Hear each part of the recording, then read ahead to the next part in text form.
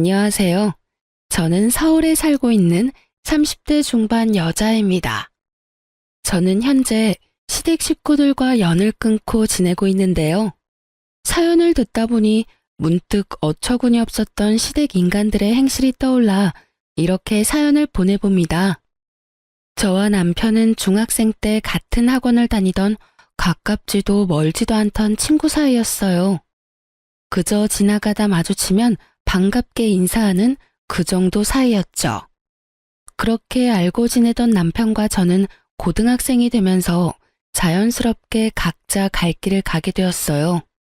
그렇게 대학에 가고 지금 다니는 회사에 취업을 하게 되었고 그곳에서 남편을 우연히 다시 만나게 되었죠. 그렇게 저흰 가깝게 지내게 되었고 처음엔 반가운 친구 사이로 지내던 저희는 자연스럽게 연인 사이가 되었고 결혼 약속과 함께 상견례를 하게 되었어요.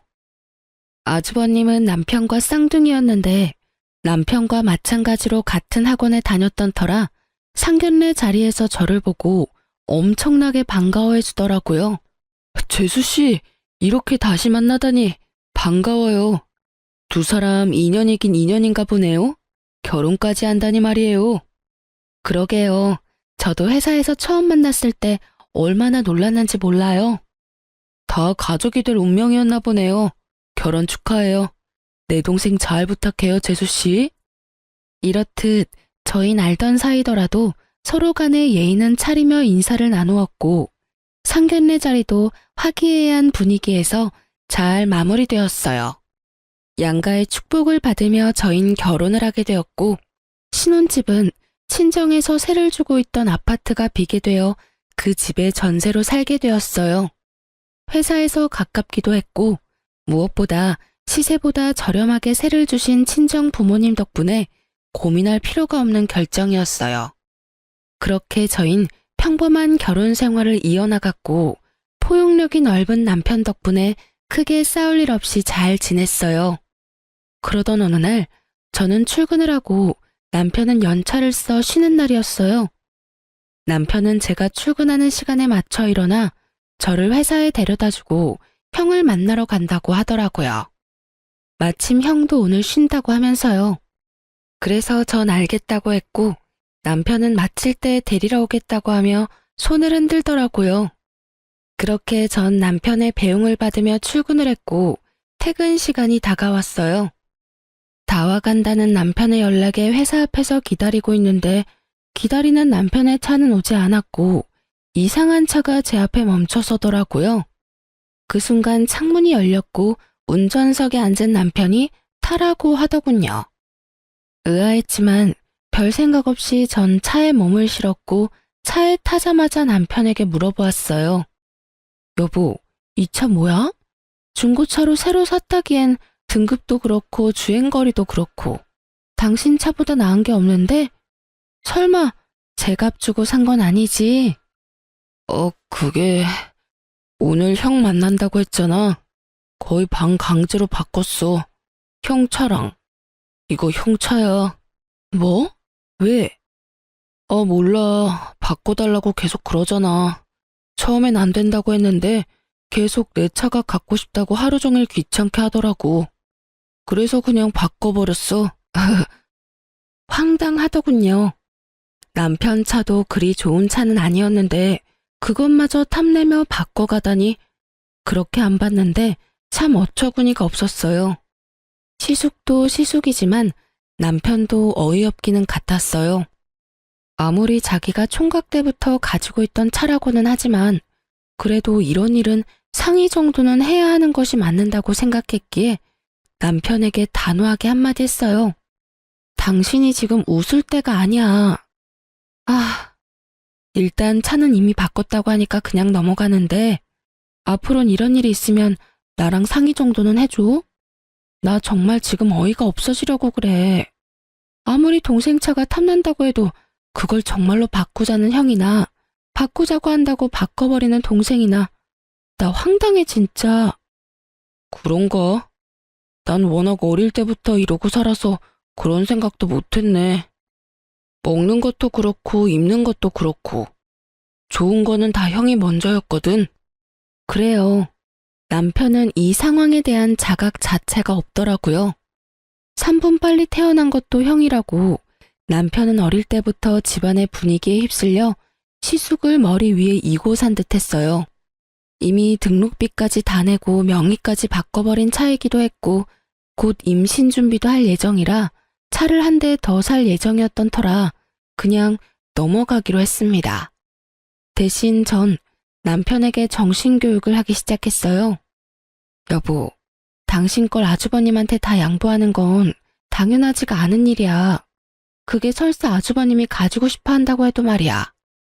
아주 극단적인 예로 만약에 아주버님이 내가 갖고 싶으니까 날 달라고 하면 줄 거야? 미쳤어? 당신을 어떻게 줘? 내 마누라인데. 좋았어. 앞으로 그런 마인드로 살아. 이기적으로 살라는 말은 아닌데 내 것은 내 것, 네 건 네 것이라는 생각을 좀 하란 말이야. 왜 당신도 가지고 싶고 당신도 어렵게 가진 걸 아주버님한테 양보를 해? 그건 아니야. 아무리 형제라도 말이야. 알겠어. 앞으로는 다신 이런 일 없도록 할게. 당신이랑 꼭 상의도 하고.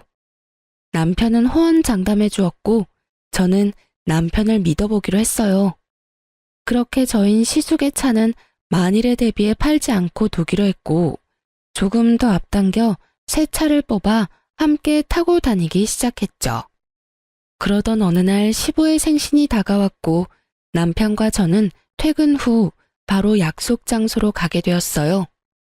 그때까진 시댁과 얼굴 붉히는 일 한 번 없이 잘 지내고 있었던 터라 기쁜 마음으로 시댁 식구들이 모인 곳으로 걸어가고 있었어요. 그런 저희를 아주버님도 발견했는지 손을 흔들더니 저희가 의자에 앉기도 전에 말을 걸어오더라고요. 야, 너 차 바꿨냐? 좋던데? 정확히는 차 이야기였지만요.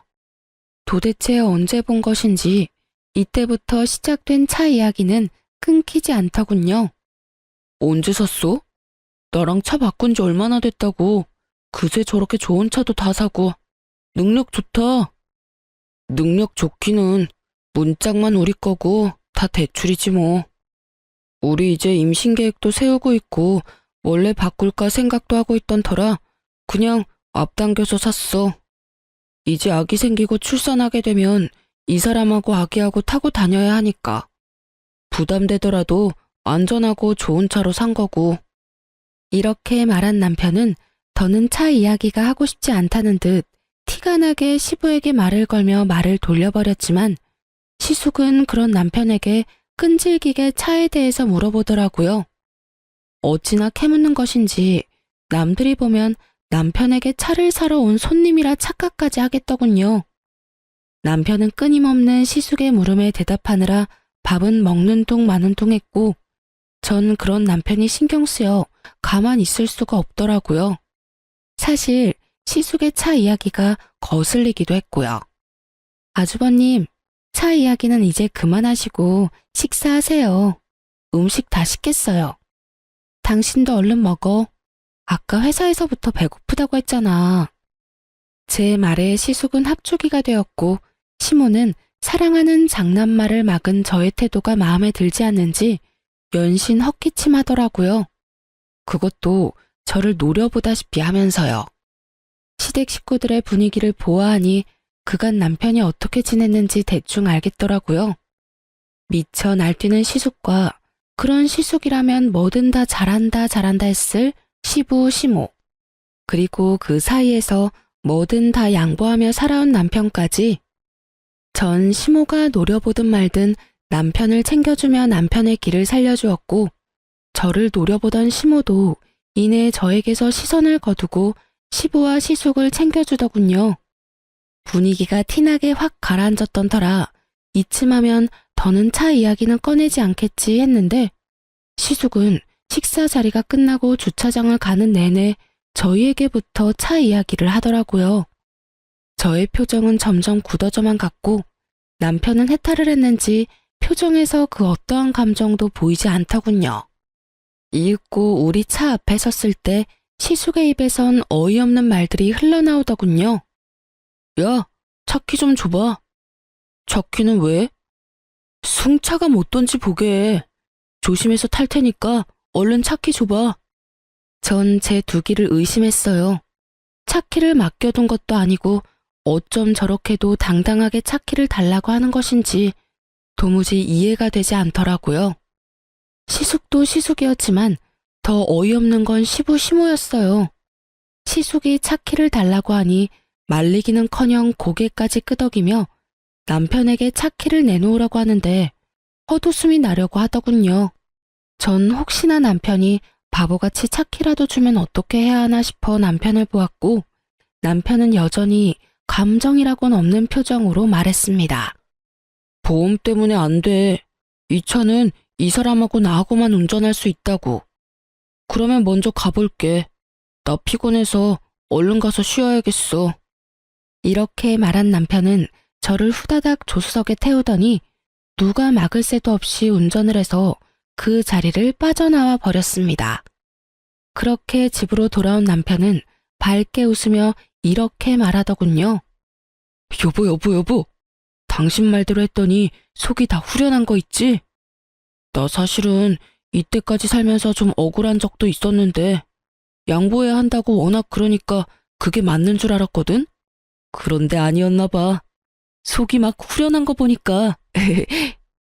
사람 고쳐 쓰는 거 아니라고 했는데 이날 남편의 모습은 개선의 의지가 보였고 충분히 고쳐 쓸 수 있을 것 같더라고요. 그 믿음에 확신을 주게 된 계기는 생각보다 빨리 찾아오더군요. 시부 생신 이후 저의 태도에 큰 불만을 가지게 된 시모는 저에게 틈만 나면 연락하며 괴롭히기 시작하더라고요. 예, 어머님, 무슨 일이세요? 넌 무슨 말을 그렇게 하니? 꼭 무슨 일이 있어야지만 전화를 하니? 아니요, 그게 아니라 혹시나 무슨 일이 있나 싶어서요. 아무 일도 없다. 네가 생전 나한테 먼저 전화하는 일이 없으니 나라도 먼저 해야 하지 않겠니? 이렇게라도 하지 않으면 며느리 목소리도 있겠어. 어제도 그제도 저에게 전화해 30분이 넘는 시간 동안 잔소리를 한 것은 기억도 나지 않는 것인지 이런 식으로 말도 안 되는 트집을 잡아대기 시작하는데 미칠 지경이더라고요. 이 고난은 또 어떻게 헤쳐나가야 하나 고민이 깊어지던 어느 날 남편과 회사에서 이야기를 나누고 있는데 또 시모에게서 전화가 왔고 저의 표정은 점점 굳어져만 갔어요. 그 순간 남편은 묻지도 따지지도 않고 제 휴대전화를 가지고 가더니 전화를 대신 받더군요. 엄마, 집사람 회의 들어갔어. 무슨 일 있어? 아, 그냥 했다고? 난 또 회사 있을 시간인 거 엄마도 뻔히 알 건데 전화 오길래 무슨 급한 일 있는가 싶어서 대신 받았더니 엄마, 앞으로는 급한 일이나 할 말 있으면 나한테 전화해. 집사람 요즘 회사에서 중요한 일 맡게 돼서 바빠. 알겠지? 그럼 끊어, 엄마. 이러고 전화를 끊어버리는데 통쾌한 건 둘째치고 얼마나 든든했나 몰라요. 이렇게까지 제 편이 되어줄 거라곤 생각도 못했는데 시댁 복은 없었어도 남편 복은 있다는 생각이 들며 참 고맙더라고요. 그렇게 시모에게선 더는 연락이 오지 않았고 평범한 하루하루를 보내고 있었어요. 그러던 어느 날 시숙의 결혼 소식이 들려오며 상견례 날짜가 정해졌다며 집으로 오라고 하더군요. 날짜 정도는 전화로 말해주면 될 텐데 굳이 집으로 오라고 하니 조금 의아한 마음도 있긴 했지만 생각해보니 얼굴 뵌 지도 오래된 것 같아 좋은 마음으로 겸사겸사 시댁으로 가기로 했어요. 남편과 저는 함께 퇴근하고 시댁으로 향했고 시댁에 도착하니 왜인지 모르게 분위기가 무겁더라고요. 원래라면 너스레를 떨며 장난을 걸어와야 하는 시숙이 조용한 것도 그렇고 묘하게 제 눈치를 살피는 시부 시모도 그렇고요. 남편은 무언가 알지 않을까 하는 마음에 남편의 눈치를 살피니 남편 역시 아무것도 모르는 눈치더라고요. 그렇게 식사는 시작되었고 밥이 입으로 들어가는 것인지 코로 들어가는 것인지 알 수 없는 그야말로 체할 것만 같은 식사 자리가 계속되고 있었어요. 도대체 무슨 이야기를 하려고 그리도 눈알들을 바삐도 움직이는지 알 순 없었지만 곤란한 부탁인 건 분명한 것 같아 전 애써 모르는 척하고 있으니 답답했던 시모가 운을 띄우기 시작하더군요. 이야기 들었지? 우리 장남이 드디어 결혼을 한다는구나. 상견례는 이번 달 마지막 주말에 하기로 했어. 그래요? 그러면 그날 시간 비워둘게요. 그나저나 좋으시겠어요, 어머님. 늘 아주버님 걱정하셨는데 이제 그 걱정은 안 하셔도 되겠네요? 그 걱정은 덜었는데 다른 걱정이 생겼지 뭐니. 어휴. 왜요? 무슨 일 있으세요? 그게 마땅한 집이 없지 뭐니? 집이 마음에 들면 돈이 없고 돈에 맞추니 집이 형편없고 그래서 요즘 고민이 깊어. 아, 그래서 다들 표정이 안 좋으셨구나. 그렇지 않아도 친구들 보니까 집 구할 때 다들 고민 많이 하더라고요.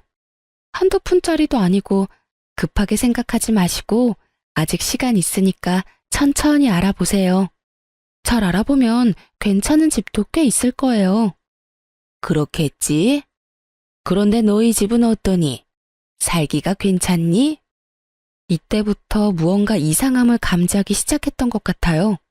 시모하는 꼴이 꼭 시숙이 차 물어오던 꼴과 같아도 너무 똑같았으니까요. 그래도 설마 저희도 전세로 사는 집인데 눈독을 들이는 걸까 하는 생각이 들었고 그저 저희 아파트에 매물이 났는가 보다 하고 생각했어요. 그래서 전 최대한 솔직하게 말했습니다. 신축은 아니긴 하지만 주변에 상가들도 많고 교통편도 좋아요. 무엇보다 회사가 가까워서 저흰 만족하면서 살고 있어요. 제가 이렇게 말하자 시모는 갑자기 제 손을 꽉 잡고 눈을 반짝이며 속내를 드러내기 시작하더군요. 아가, 그래서 하는 말인데 그 집 우리 장남이 좀 살면 안 되겠니? 너희가 살고 있는 그 집 우리 장남한테 좀 양보해 주렴. 네? 그게 무슨 말이세요? 말 그대로야. 너희가 사는 집 우리 장남한테 좀 주렴. 어차피 그 집 너희 친정집이라고 했잖니. 네 친정의 자식이라고는 너 하나뿐이니 지금은 전세로 새들어 살고 있어도 언젠가는 다 네 것이잖니. 그러니 친정에다가 말 좀 잘해서 일찍 물려달라고 하고 그 집 물려받으면 네 신랑 명의로 해놓으렴. 그때부턴 우리가 다 알아서 하마. 아, 중간에 드는 세금은 우리가 다 알아서 할 테니 그건 걱정도 하지 마라. 우리도 그 정도 생각은 다 하고 있어. 이 무슨 말도 안 되는 헛소리인지. 농담이라고 해도 억소리가 날 것 같은데 표정을 보아하니 진담이 분명했고 긍정의 의미로 고개를 끄덕이고 있는 시부와 시숙을 보고 있자니 욕이 나올 것만 같더군요. 전 최대한 흥분을 하지 않으려 애쓰며 말을 이어나갔습니다. 어머니, 그런 말이 어디 있어요. 부모님께서 물려주신다고 하신 것도 아니고 제가 나서서 어떻게 물려달라고 해요. 그리고 혹시나 물려주신다고 한들 그 집을 아주버님께 내주고 나면 저흰 어디 가서 살라고요? 그거야 너희 친정에 집 한 채 더 있잖니? 거기 사는 사람 내보내고 너희가 거기 들어가서 살면 되지 않니? 설마 우리가 너희 길거리에 내앉게 하겠어? 다 생각을 해놨지. 정말 어이가 없더군요. 어쩌면 이렇게 당당하게 친정 부모님의 집으로 이딴 말도 안 되는 계획을 세웠던 것인지, 아니 애초에 친정에 노는 집이 한 채 더 있는지 어떻게 알고 있는 것인지 의문만이 가득했고 시모의 물음에 답도 하지 않고 생각해보니 상견례 날이 떠오르더라고요. 저희가 상견례를 할 당시 아빠가 한 채는 지금 세주고 있고 한 채는 곧 비니 저희 보고 들어가서 살라고 했던 말씀을 하셨고 시댁 식구들은 그 말을 이때껏 기억하고 있다가 이런 계획을 세운 듯 했어요. 짧은 찰나였지만 곱씹으면 곱씹을수록 어이없고 화가 치솟더군요. 전 더는 흥분을 가라앉히지 못하고 언성을 높였고 남편 역시 더는 듣고 있을 수 없다는 듯 제 말에 이어 고함을 지르더라고요. 어머님, 제발 말도 안 되는 소리 좀 하지 마세요. 그게 말이 된다고 생각하세요? 그래, 엄마. 제발 좀 그만해. 양심이 없어? 아니면 생각이 없는 거야? 다들 정말 왜 이렇게 염치들이 없어? 뭐? 집을 내놓으라고? 우리한테 집 맡겨놨어? 심지어 그 집, 처가집이야. 우리 돈으로 장만한 집을 내놓으라고 해도 제정신이 아니라고 할 마당에 뭐? 처가에서 집을 받아와서 내놓으라고? 그게 제정신 박힌 사람들이 할 일이야? 그야말로 남편은 울분을 토해내기 시작했고, 그런 남편을 보던 시부가 자리에서 벌떡 일어나더니 남편의 뺨을 때리더라고요. 어디서 큰 소리인 거야? 네 눈에는 부모는 보이지도 않는 거냐? 내가 널 이따위로 가르치든? 그럼 이 말도 안 되는 소리를 그냥 듣고만 있어야 했나요? 뭐가 그렇게 말도 안 된다는 말이냐? 우리도 다 생각해보고 내린 결론이야. 어차피 노는 집이고 어차피 너희가 물려받을 집인데 좀 일찍 물려받아서 네 형 결혼 선물로 집 한 채 주는 게 뭐 큰일이라고 이리도 큰 소리인 거야? 뭐가 그렇게 큰일이라고 하셨어요? 이게 큰일이 아니라고요? 그래, 너희가 눈 딱 감고 집만 받아오면 간단하게 해결될 일 아니냐? 저것도 말이라고 하는 것인지 참 대단한 인간들이라는 생각만 들더군요. 남편 역시 더는 말이 통하지 않는다고 생각했는지 제 손을 잡고 일어나며 단호하게 한마디 했어요. 전혀 간단하지 않고요.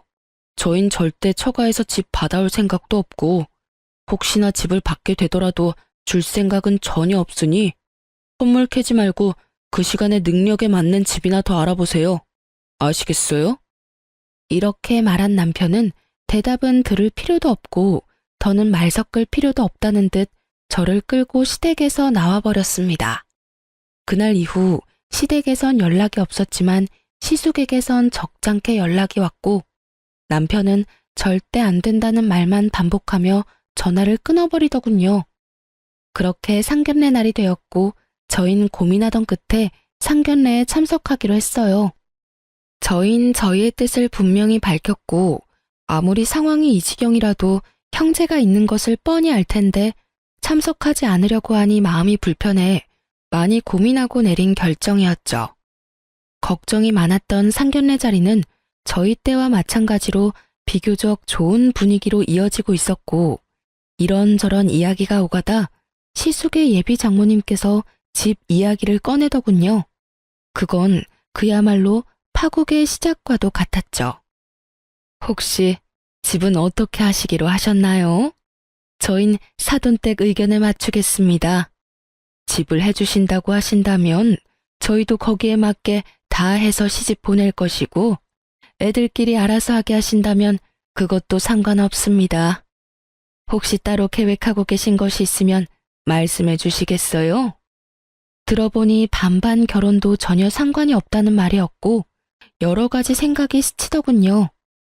굳이 시숙이 집을 마련해야만 하는 상황도 아니었는데 그 무리한 요구를 했던 시댁 식구들이 어이없기도 하면서 또 한편으로는 반반 결혼도 환영해 주신다고 하니 다행스럽기도 하더라고요.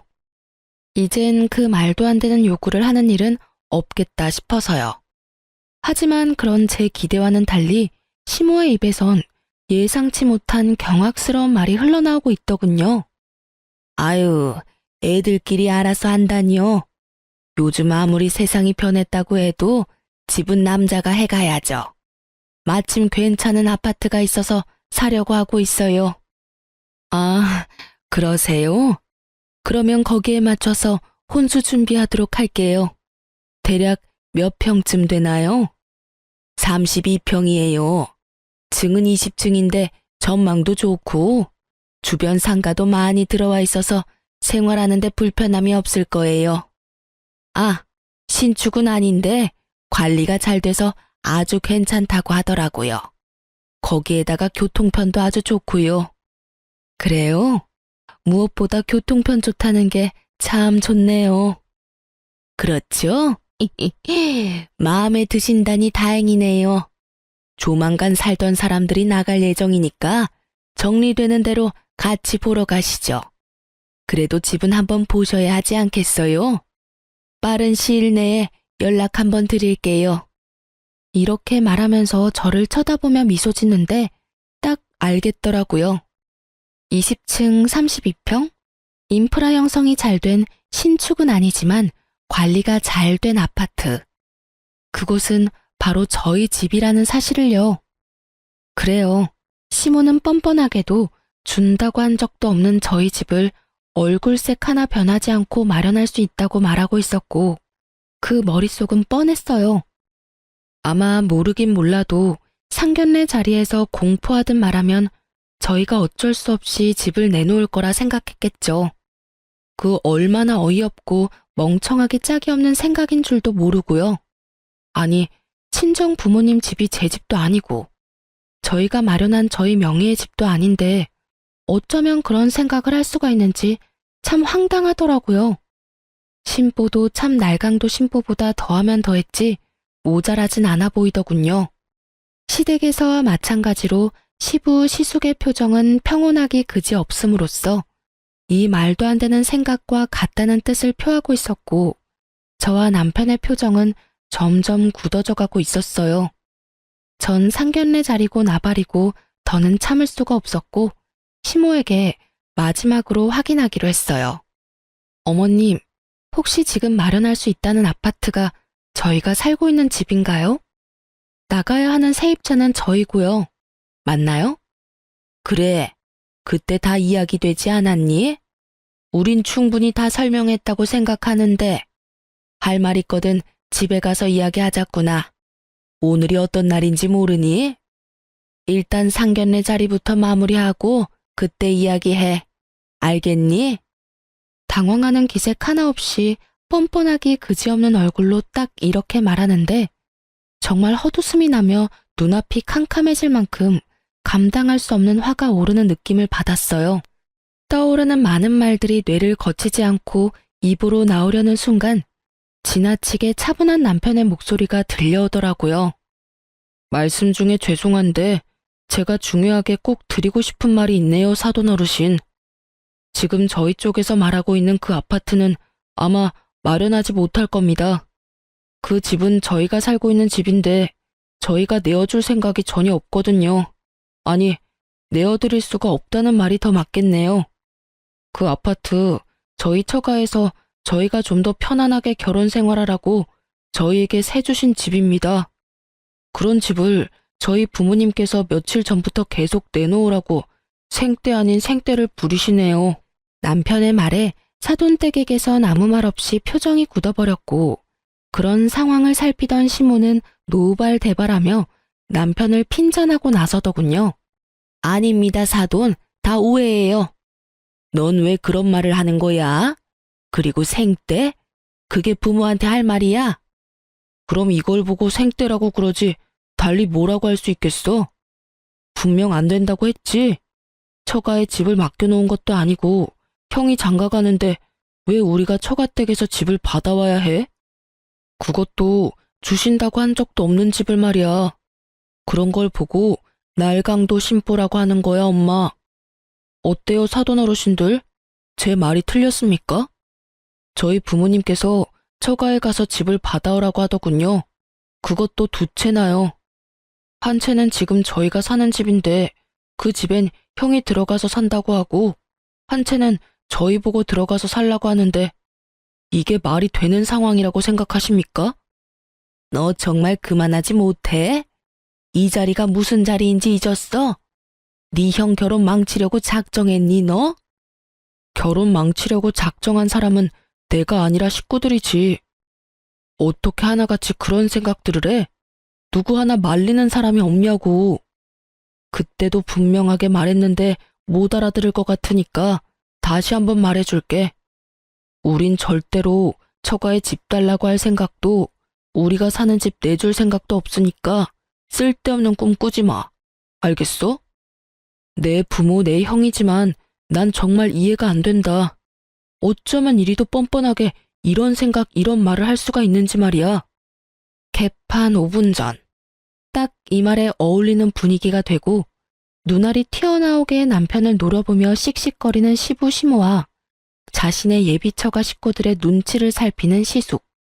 그리고 여전히 평온하기 그지없는 남편 사이에 무거운 정막만이 흐르던 그때 시숙이 입을 열더군요. 너 왜 이렇게 변했어? 너 원래는 이렇지 않았잖아. 다 잊었냐? 네가 가진 건 다 내 거라는 걸. 너 역시 그걸 당연하게 생각하고 이때껏 나한테 다 양보하며 그렇게 살았잖아, 너. 그런데 왜 이제 와서 이러는 거야? 그깟 집 좀 주면 되는 건데. 어차피 네 집도 아니고 처가에 그냥 받아오면 되는 건데 그것도 못 해줘? 자동차는 군말 없이 넘겨놓고 왜 집은 안 되냐고. 이 무슨 제 무덤 스스로 파는 짓거리인지. 시숙은 친절하게도 자신이 얼마나 파렴치하고 상식 이하의 인간인지 스스로 증명하고 있었고, 형님이 될 뻔했던 여자의 표정은 실시간으로 썩어가고 있더라고요. 여자의 표정은 보이지도 않는 것인지 시숙의 말도 안 되는 생떼는 계속되고 있었고, 그런 시숙의 말을 듣고만 있던 남편은 긴 한숨을 쉬더니 말하더군요. 그래. 나 이때까진 그렇게 살았어. 그게 맞는다고 생각했으니까. 그래, 그게 맞는 거야. 그러니까 이때까지 살던 대로 살아, 그냥. 알겠어? 아니, 이제 그게 틀린 거라는 걸 알았어. 그러니까 이제 그렇게 살진 않을 거야. 차 이야기했지? 그깟 차 정도야 형이니까 충분히 바꿀 수 있다고 생각했어. 사실 가격 차이도 크게 나지 않았고 내 돈으로 산 내 차이기도 했으니까. 가족끼리 그 정도는 충분히 해줄 수 있다고 생각했다고. 하지만 집은 엄연히 달라. 그 집은 내 집도 아니고 내 돈은 10원짜리 하나 들어가지 않았으니까. 정 그 집이 탐나면 형이 사. 살 돈이 없으면 전셋값이라도 내고 살아. 그 정도는 내가 장인어른한테 잘 이야기해 볼 테니까 말이야. 단 우리가 사는 가격대는 꿈도 꾸지 말고 시세대로 내고 들어와서 살아. 알겠어? 남편은 오목조목 흥분 하나 하지 않고 말하더라고요. 그 모습을 지켜보고 있는데 든든하기도 하고 통쾌하기도 해서 10년 묵은 채증이 쑥 내려가는 기분마저 들더군요. 이런 제 심정과는 달리 아무 말 하지 않고 있던 시부가 머리 끝까지 화가 났는지 막말을 쏟아내기 시작했어요. 너 이 새끼야, 지금 뭐 하는 짓이야? 네가 제정신인 거야? 이 자리가 어떤 자리인데 여기서 그딴 말을 짓거리는 게야? 그냥 알겠다고 하고 좋게 넘어가도 될 문제를 굳이 이렇게까지 만들어야 속이 시원해? 그때 이 아비한테 한 대 맞고도 정신을 못 차렸구나. 이 쓰레기 같은 놈, 부모 형제한테 이딴 식으로 굴고 네가 잘 될 것 같아? 이렇게 막장 드라마와도 같은 상황은 절정을 향해 달려가고 있었고 내내 말 한마디 없이 지켜만 보고 있던 여자가 자리에서 일어나더니 시숙을 쏘아보며 말하더군요. 와, 진짜 가지가지한다. 당신이나 당신 부모님들이나 다 정상이 아니구나. 난 진짜 이해가 안 돼서 그러는데 지금 본인들이 얼마나 말도 안 되고 상식 밖의 요구를 하고 있는지 정말 몰라? 아, 됐다 됐어. 이제 와서 그게 뭐가 중요하겠어. 그냥 우리 파혼하자. 결혼 없던 일로 해. 여자의 말이 끝나자마자 참고 있던 여자의 부모님들은 말 섞을 가치도 없다는 듯 자리를 떠나버렸고 여자도 나가려는 순간 시숙이 무릎까지 꿇고 앉아 여자를 붙잡고 애원을 하기 시작하더군요.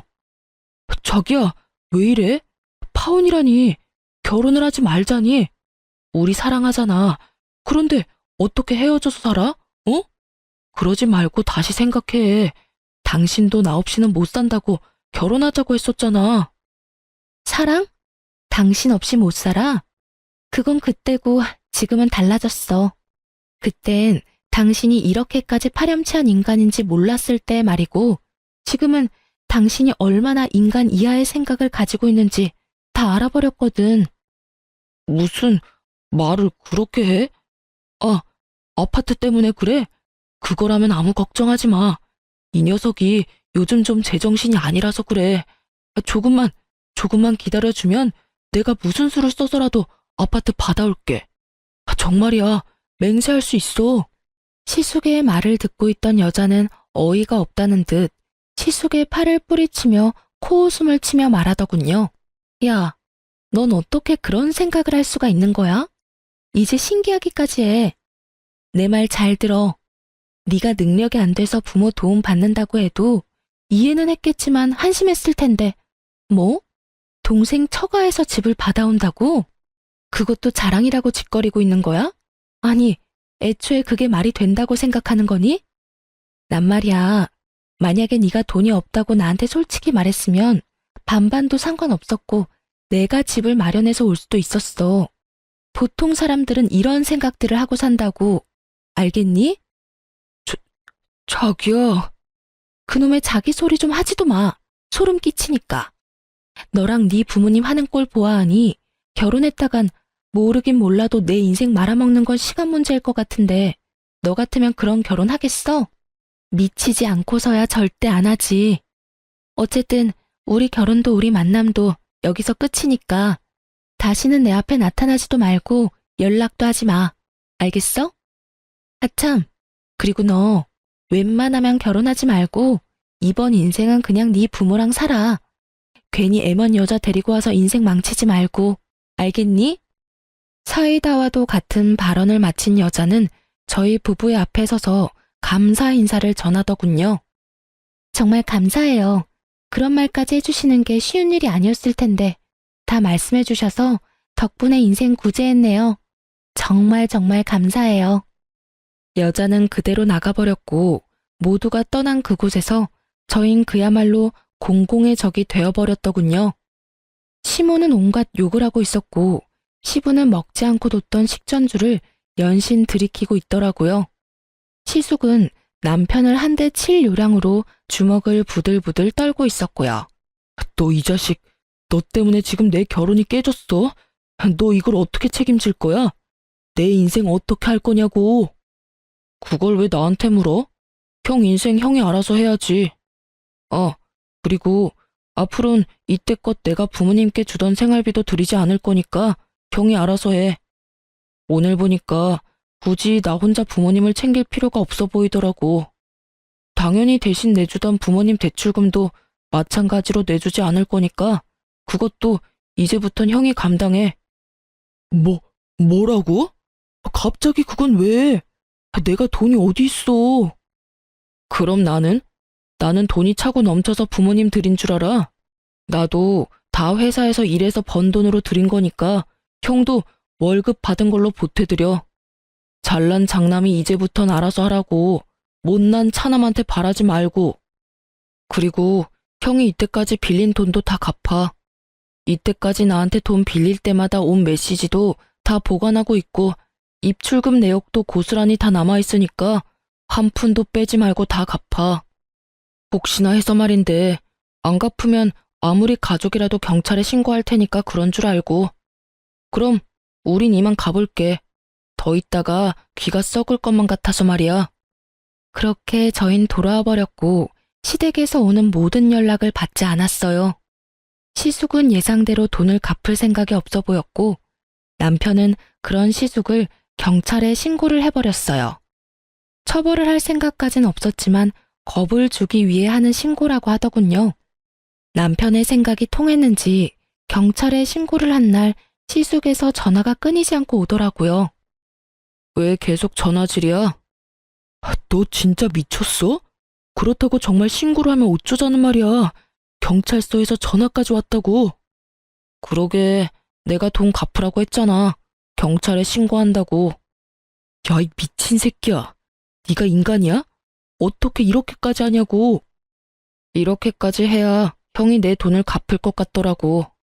이제 내 의지는 잘 알았을 테고 푼돈 가지고 시간 끌지 말고 주말까진 기다려줄 테니까 다 갚아. 만약에 이번에도 내 경고 무시하면 다음 주엔 경찰서에서 보게 될 테니까 그런 줄 알고 전화 끊어. 남편은 그대로 전화를 끊어버렸고 저를 향해 옅은 미소를 보여주더군요. 착잡해 보이더군요. 하지만 그 착잡함도 잠시 소식을 전해 들은 시부모가 집으로 찾아왔고 문을 열어주지 않으니 동네가 떠나가라 소리를 지르고 문을 두드리더군요. 그런 자신의 부모의 모습에 오만정이 떨어진 듯 남편은 아무 말이 없었고요. 그렇게 끝까지 밑바닥을 다 드러낸 시부는 저희가 도무지 문을 열어줄 기색도 보이지 않자 돌아가 버렸고 주말이 되기 전 시숙은 돈을 입금했더라고요. 그렇게 저흰 시댁과의 모든 연락을 끊고 살았고 처음엔 많이 힘들어하던 남편도 시간이 지나자 점점 표정이 밝아지더군요. 여보, 나 사실은 많이 힘들었어. 그래도 부모님이고 가족인데 이건 너무하나 싶기도 했고 말이야. 그런데 지금 생각해보니까 왜 진작 그러지 않았나 싶을 정도로 홀가분하고 행복해. 내가 진작 이런 결단을 내렸어야 했는데.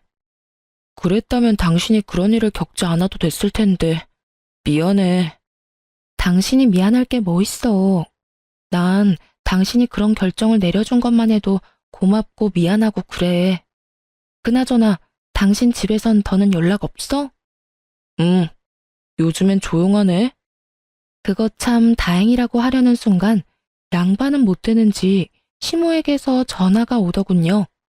한동안 뜸했던 시모에게서 온 연락이라 남편은 잠시 고민을 하다 전화를 받았고 시댁은 그야말로 파탄이 나 있더군요. 무슨 일이야? 이제 다신 연락하는 일 없는 줄 알았는데. 아들, 엄마 아빠 좀 살려줘. 우리가 다 잘못했어. 왜 나한테 그런 말을 해? 그 잘난 장남은 어떻게 하시고? 그게 그놈 집 나갔어. 글쎄 네가 보태주던 돈을 다 자기가 내야 한다고 생각하니까 그게 아까웠는지 갑자기 독립을 한다고 하면서 짐을 싸서 나가버렸지 뭐야. 그리곤 연락조차 안 된다. 그래서? 그래서라니? 너도 알다시피 우리한테 돈이 어디 있어? 이 집 마련하느라 그나마 있던 돈도 다 쓰고 집 대출금만 남은 거 너도 알잖니? 이제 와서 일을 할 수도 없는 노릇이고. 그래서 하는 말인데 예전처럼 돈 좀 도와주면 안 되겠니? 앞으론 다른 건 바라지도 않으마. 그저 네 부모 생활만 할 수 있게 좀 도와주렴. 엄마, 잘 들어. 앞으로 나 우리 식구들이랑 연 끊고 살 거야. 자식으로서의 도리는 충분히 했다고 생각하고 있지만 상황이 이러니 형한테 돌려받은 돈 엄마 줄 테니까 급한 불부터 꺼.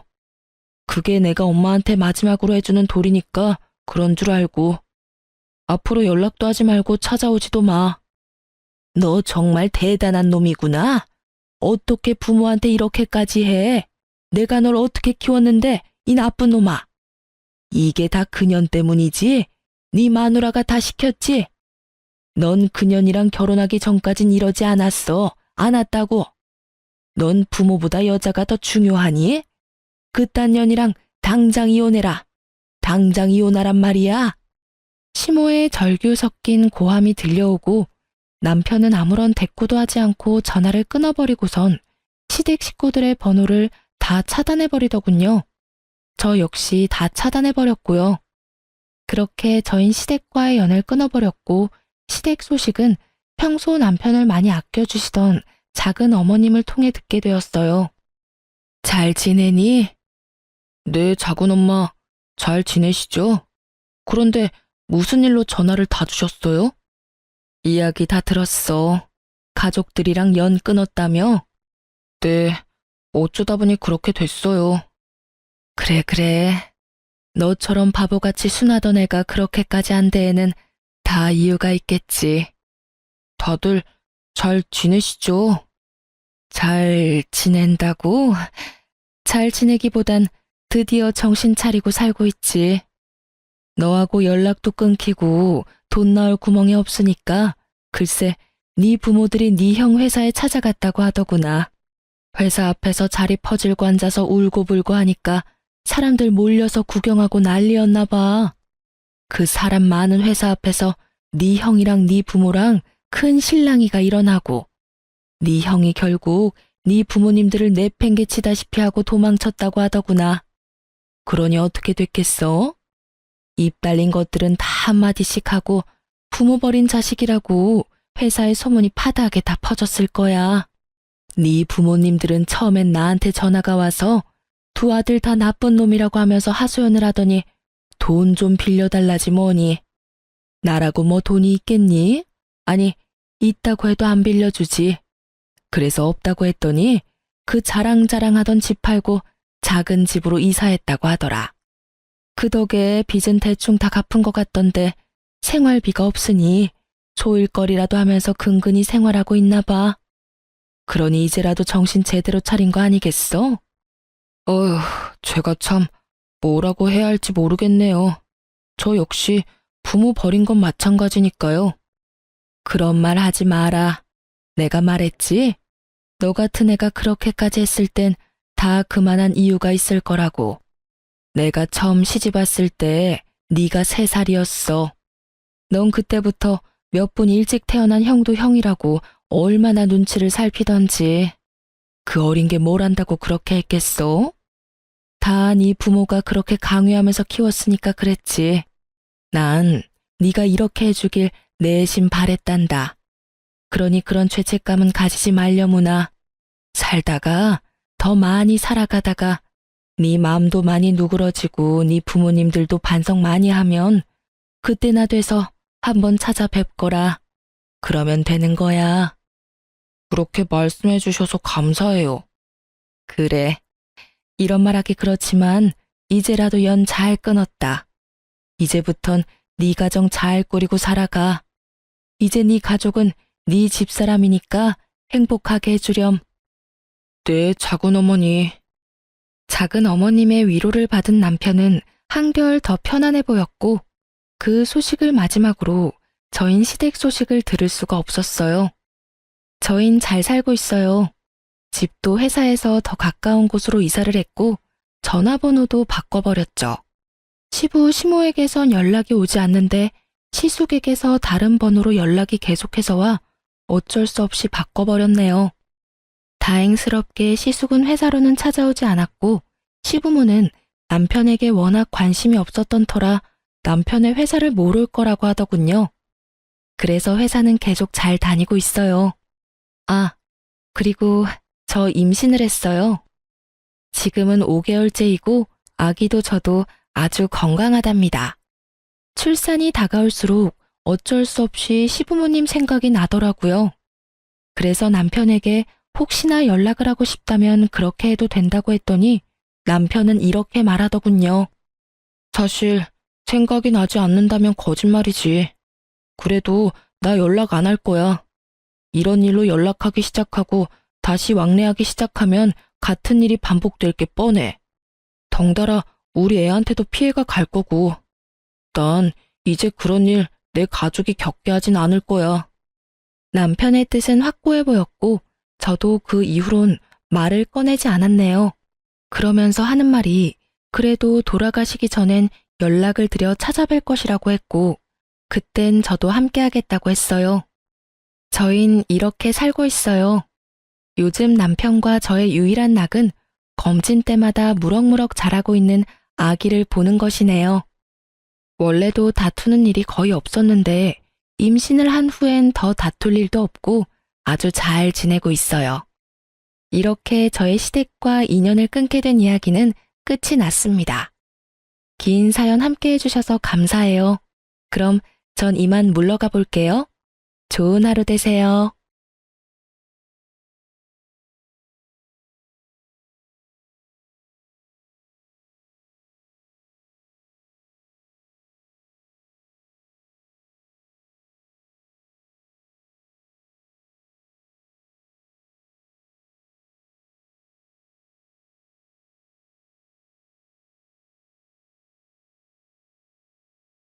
안녕하세요. 30대 후반의 아들 둘을 키우고 있는 돌싱입니다.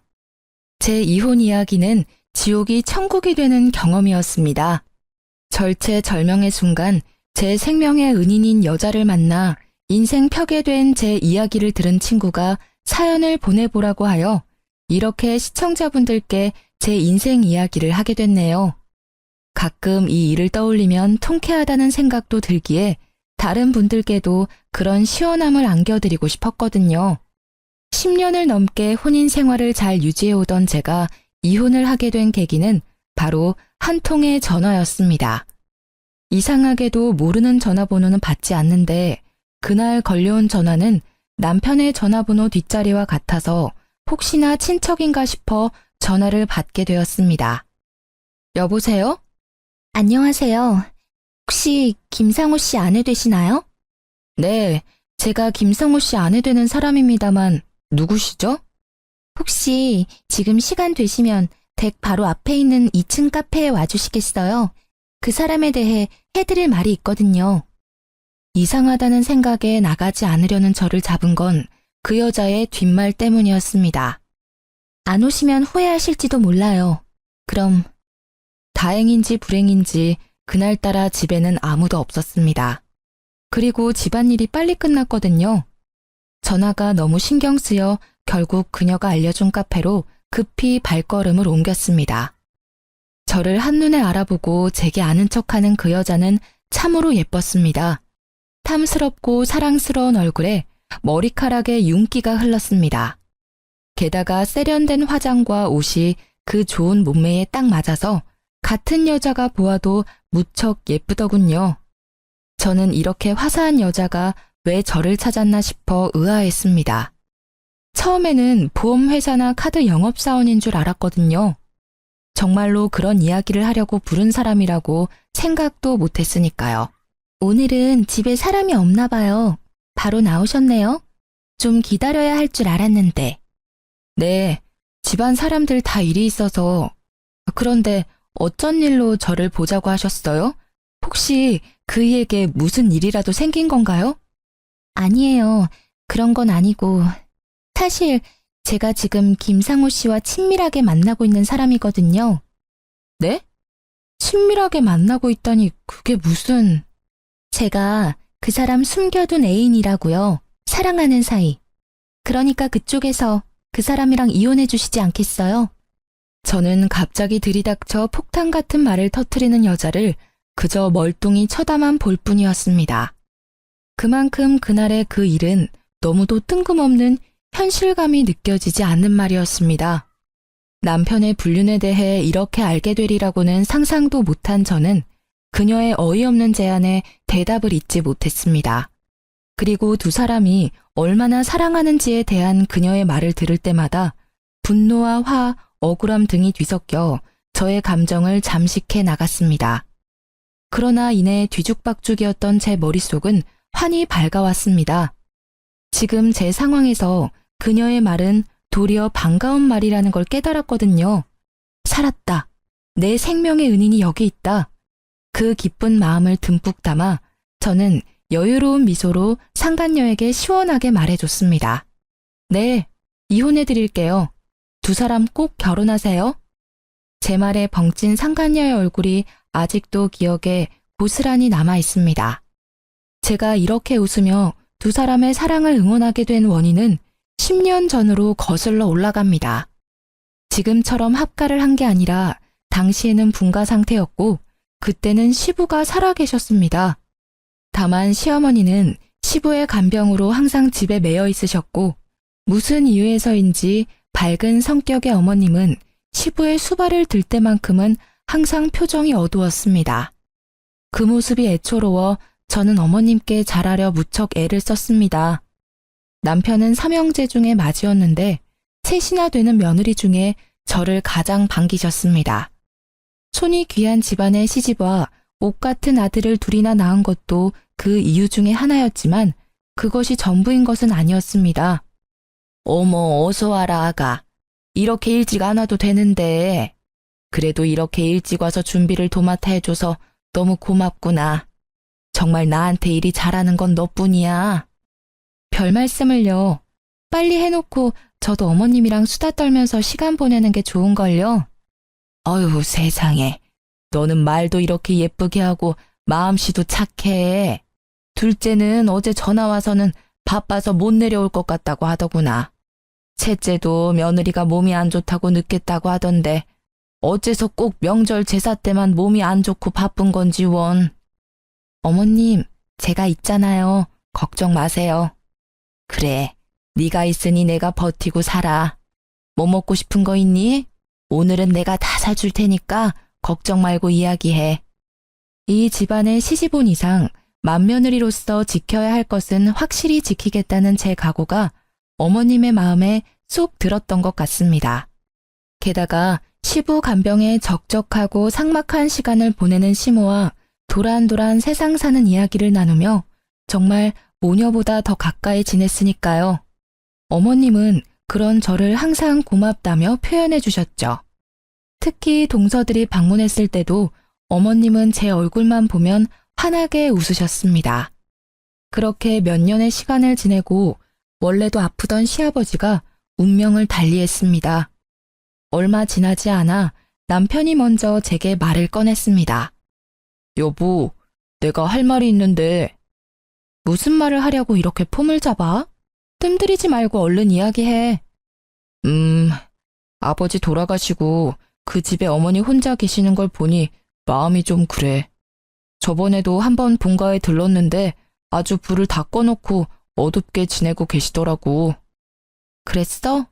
내가 좀 더 틈틈이 시댁 가서 어머님하고 이야기도 나누고 맛있는 것도 먹으러 다니고 그럴게. 그것도 좋지.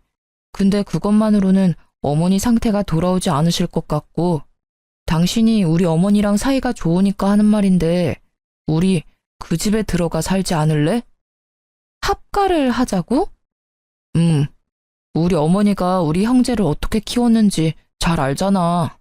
당신이 어머니랑 사이가 나빴으면 이야기도 안 꺼낼 건데 다행히 어머니도 당신을 워낙 좋아하시니까 우울한 마음도 빨리 가라앉지 않을까 해서. 그래도 합가라니. 그러면 집에서도 마음대로 편하게 있지 못하게 되잖아. 안 될까? 잘 생각해봐. 저렇게 놔뒀다간 큰일 또 치를까봐 걱정돼서 그래. 저는 잠시 말을 아꼈습니다. 어머님이 걱정되는 것은 맞지만 그렇다고 준비 없이 합가를 시도하는 것도 걱정스럽기는 마찬가지였어요. 그렇지만 시어머니의 상태가 걱정되는 건 마찬가지였습니다. 솔직히 저와 관계가 돈독했다는 것도 합가를 하게 된 결정적 요인이기도 했죠. 그렇게 저는 남편과 시댁으로 들어가게 됐습니다. 당연히 시어머니께서는 우리의 합가를 무척 반기셨습니다. 시어머니께서는 합가를 선택해준 저에게도 고마워하셨고 제 마음이라도 편하게 해주시려는 듯 제가 하는 일에는 절대로 잔소리나 꼬투리 잡는 말을 하시지 않으셨어요. 솔직히 그것만으로도 정말 감사하다고 생각했어요. 그러나 그런 어머님의 노력에도 역시 큰 문제가 생기긴 했어요. 당신, 오늘은 나랑 이야기 좀 해. 당신 왜 주차장에 나와 있어? 들어가, 날도 이제 찬데. 잠깐이면 돼. 당신 합가 후에 더 늦게 오는 거 알아? 합가하면 더 잘한다고 하지 않았어? 약속을 깨도 이런 식으로 깨는 건 아니지. 어휴, 또 그 얘기야? 그치만 어떡해. 일이 그렇게 늦게 끝나는 걸. 나도 일찍 퇴근하고 싶다고. 집에 와서 시원한 맥주나 마시면서 쉬고 싶어 하는 거 당신도 잘 알잖아. 그래도 이렇게 매번 늦는 법이 어딨어. 당신도 집에 와서 애들도 좀 보고 어머님하고 이야기도 하고 해야 할 거 아니야. 매번 왜 나한테 다 미루는데. 우리 애가 둘이야. 내가 꼬박꼬박 정시 퇴근하면 아들 둘 뒷바라지가 가능할 것 같아? 안 돼. 절대로 안 돼. 야근이라도 해야 수당이 붙어서 좀 넉넉하게 살 수 있을 거 아니야. 애들 맛있는 것도 사주고 미래에 하고 싶은 것도 마음껏 시켜줘야지. 그거야 그렇지만 그래도 너무하잖아. 육아도 힘들어. 당신은 대수롭게 생각하지 않지만 아침에 일어나서 잘 때까지 쉬지도 못하고 일한다고. 돌아서면 밥해야 하고 장도 내가 봐야 하고 애들 등하원도 내가 시키잖아. 게다가 당신이 늦게 오면 애들 목욕도 내가 시켜야 하고 결국 화장실 청소까지 내 일이지. 내가 힘들다고 나이든 어머님한테 일을 시킬 수도 없는 노릇이고 당신이 일찍 와서 조금이라도 도와줘야 나도 숨 좀 돌릴 거 아냐. 자기가 좀 이해해줘. 누군 일하고 싶어서 야근하냐? 지금 상태로는 답이 안 나오니까 하는 거야. 당신한테 그저 막연하게 기다리라고는 안 해.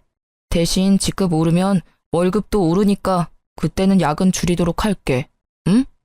그리고 나도 애들이랑 최대한 시간 같이 보내도록 해볼 테니까. 평일 야근도 문제지만 주말에 일 안 할 때도 문제잖아. 쉴 때라도 애들이나 어머님하고 좀 시간을 보내줘야지. 주말까지 나한테 시키면 나는 언제 쉬어? 당신만 쉬고 싶어? 나도 좀 쉬었으면 좋겠어. 집안일은 했는지 티도 안 나고 육아도 내가 다 도맡아 하니까 내가 얼마나 힘들게 사는지 모르지? 당신이 몰라서 그래. 야근 계속 해봐. 얼마나 몸이 피곤한데. 주말에 애 보는 건 거의 불가능에 가까워. 솔직히 아침 9시부터 저녁 10시까지 일하는 나한테 주말 정도는 양보해줘야 하는 거 아니야? 당신은 틈틈이 쉬면 되잖아. 쉴 틈이 어딨어. 있으면 진작 쉬었지. 게다가 애들이 당신을 찾지도 않아. 애들이 아빠는 맨날 첫날 일만 하는 사람이래. 얼마나 대화를 안 하면 이렇게 생각하겠어? 제발 돈만 벌지 말고 애 정서 발달에도 도움을 줬으면 좋겠어. 아, 알았어. 주말에 애들하고 놀러 가보도록 노력할게. 그럼 됐어? 이제 잔소리 그만하고 들어가자. 나 피곤해. 남편이 힘들어 보인 건 사실이었고 애초에 홀벌이를 하는 집이라 남편의 수입이 전부인 것을 감안하면 어쩔 수 없는 일이기도 했습니다. 그러나 머리로는 이해했지만 여전히 마음은 서운했습니다. 나의 하소연을 잔소리 취급하며 대수롭지 않게 여기는 그 모습에 실망도 했습니다. 그렇게 하루가 멀다 하고 우리는 똑같은 문제로 주차장에서 매번 이렇게 다투었습니다. 결국 그 뒤로도 저는 시어머니의 하루 세 끼의 식사를 챙기는 것과 육아, 집 청소와 자질구레한 살림살이를 하느라 바쁘게 지낼 수밖에 없었습니다. 그렇게 지지고 볶고 10년을 지낸 어느 날 병원을 다녀온 어머님과 남편의 표정이 심상치 않음을 느꼈습니다.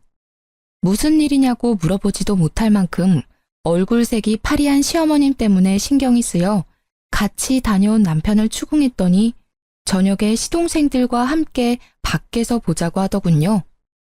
무슨 일인데? 어머님 상태 많이 안 좋으셔? 아님 기력이 많이 떨어졌다거나. 아, 우리 어머니 간암이래. 간암이요? 시동생들과 동서들은 그 말에 깜짝 놀라 말을 잇지 못했습니다. 그래, 못해도 이기 이상이라는데. 거의 확실하고 전이 됐는지는 다음에 와서 확인해봐야 한다고 하는데 의사가 간이식까지 생각해야 한다고 하더라고. 여태껏 고생하신 어머니 이제야 좀 편히 사시나 했는데 하늘도 무심하시지. 가족들은 청청병력 같은 소리에 다들 망연자실이었습니다. 그래도 간이식하면 살 수는 있는 거잖아요. 우리 알아보러 가요. 우리 중에 간이식 할 수 있는 사람이 하나라도 있을 거 아니에요. 내 말에 남편과 시동생들은 모두 고개를 끄덕이며 동조했지만 동서들은 껄끄러운 표정이었습니다. 저만큼 어머님과 살뜰한 관계는 아니었으니 그럴 수 있다고 생각했습니다. 다만 제가 적합하다고 한다면 드릴 의향이 있었기 때문에 적합 검사를 받자고 한 것뿐입니다. 그리고 병원의 결과는 놀라웠습니다. 그 6명 중에 딱 저만 가능하더군요. 저는 이것도 시어머님과 저의 인연의 깊이라고 생각했습니다. 저를 살뜰히 챙겨주셨으니 저도 그 마음에 보답할 수 있는 길이 생겼다고 생각했죠. 그러나 수술이 워낙 큰 수술이다 보니 저도 선뜻 그러노라 말이 나오지 않았던 것도 사실이었습니다. 당시 육아와 살림에 찌든 제 몸 상태도 그리 좋지만은 않았거든요. 그 모습이 제가 망설이는 거라고 생각한 남편과 시동생들은 울며 불며 제게 매달렸습니다. 여보, 제발 부탁이야. 응? 우리 어머니 좀 살려줘. 이런 말 정말 파렴치한 거라는 거 알고는 있는데 붙잡을 곳이 당신뿐이야. 이식만 해주면 진짜 편하게 살 수 있도록 내가 다 할게. 예, 형수님. 우리 어머니만 살려주시면 진짜 살면서 이 빚은 다 갚을게요. 제발 부탁드립니다. 저희가 이제부터 더 잘할 테니까 제발요. 시댁에 모인 모두가 저를 설득시키려고 할 때 시어머님이 서늘한 표정으로 말씀하셨습니다. 됐다. 간이식은 받지 않으마. 오히려 잘 됐어. 늙으면 일찍 죽어야 흉한 꼴 안 보이고 갈 수 있어. 어머니, 그런 말씀이 어디 있어요. 자식들 생각 좀 해주세요. 이렇게 살릴 수 있는 방법이 있는데 어째서 눈앞에서 어머니를 잃어야 하는데요? 그래요, 어머님. 저도 몸 상태가 좋아지면 아서라. 이미 다 늙어 빠진 노인이야. 앞길 팔팔한 젊은 애들 간을 얻는다 한들 얼마나 살 거라고 수술을 해? 그거야말로 낭비야. 이식 안 할 거니까 그렇게들 알고 있어. 어머니! 그런 시어머님의 모습을 보니 저는 더 해주고 싶은 마음이 들었습니다. 그러나 당시 저의 몸 상태도 그리 좋지는 않았고 의사 선생님과 수술 과정의 준비에 대한 이야기를 듣고 한참을 고민하던 중이었습니다. 그러던 차에 제게 생명의 은인이 다가온 것이죠. 저희 3년 동안 당신 몰래 거의 매일 만났어요. 1년 전쯤부터는 출장이라고 속이고 여행도 갔다 왔죠. 쉽게 말해 3년 동안 불륜을 저질렀다는 말인가요? 불륜이 아니라 사랑이죠. 제가 그런 꺼림칙한 관계로 끝낼 거였으면 그 사람 와이프인 당신 앞에서 이렇게 당당하게 밝히고 있겠어요? 그래서 당신의 마음이 사랑이기 때문에 둘은 사랑을 나누었다고 말하고 싶은 건가요? 그런데 어쩌죠? 세상에서는 당신들의 관계를 불륜이라고 불러요. 그리고 당신은 그 사람의 애인이 아니라 상간녀고요. 그러니까 그게 싫어서 이렇게 제가 온 거잖아요. 그 사람이 당신이라는 여자에 대해 얼마나 부정적으로 생각하는지는 알고 있어요? 잔소리 많고 꾸밀 생각조차 없는 아줌마라고 이야기하면서 아침에 눈을 뜨면 보고 싶지 않다고도 했었죠. 부정적으로... 불륜 저지르는 남자들은 다 똑같지 않나요? 와이프는 세상에서 제일 못된 추녀고 상간녀는 세상에서 제일 착한 미녀라고 하죠. 일단 눈앞에 먹음직스런 음식에 눈이 멀어 무슨 말이든 뱉고 보는 거죠. 그런데 왜 당신이 와서 이야기해요? 이야기하려면 그 인간이 내게 직접 이야기해야 하는데 당신과 저는 아무런 관계도 아니잖아요. 저와 법적으로 얽혀있는 건 그 남자고 당신은 남인데 그 법적 관계를 깨고 제가 그 관계를 가져가고 싶어서 그렇죠. 저도 이 관계 청산하고 그 사람과 진심으로 새 출발하고 싶어서 이렇게까지 한 거예요.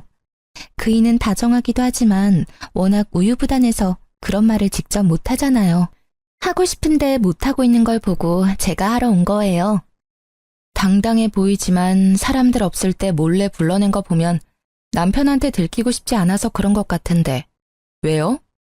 그 사람이 그냥 연애만 하자고 해요? 그래도 다행이네요. 언젠가 마누라랑 이혼하고 당신이랑 살 거라는 허황된 공수표를 날리지는 않은 것 같아서. 맞아요. 솔직히 말하면 와이프한테 들키지 않고 계속 연애만 하자고 해서 열받아서 직접 몰래 왔어요. 이봐요. 저희요. 3년을 몸을 맞댔어요. 저는요. 이제 제 것을 남과 나누고 싶지 않아요. 당신이 와이프라면 바람 피운 사람하고 말도 섞기 싫은 게 당연한 거 아니에요? 그러니까 당신이 그 사람이랑 이혼해 줄 것 같아서 온 거예요. 냉정하게 맞받아치고 있었지만 이미 제 머릿속은 분노와 화로 가득했습니다. 아들 둘을 키우랴 시모 수발들랴 이제껏 나 자신에게 소홀했던 그 대가를 치룬 것만 같았습니다.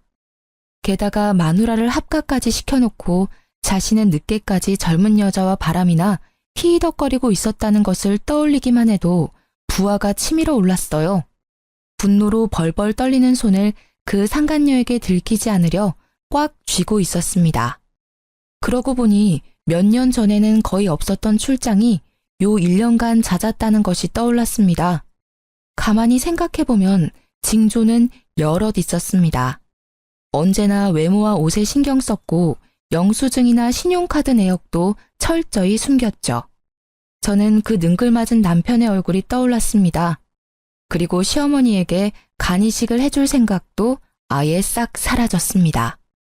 나를 배신한 남편을 생각하니 어머님께 간을 이식해주고 싶지 않았어요. 저는 상간녀의 말을 들으며 마음을 정했습니다. 이혼하기로. 네, 이혼해드릴게요. 두 사람 꼭 결혼하세요. 정말요? 진짜 이혼해주는 거예요? 네, 그러니 걱정 마세요.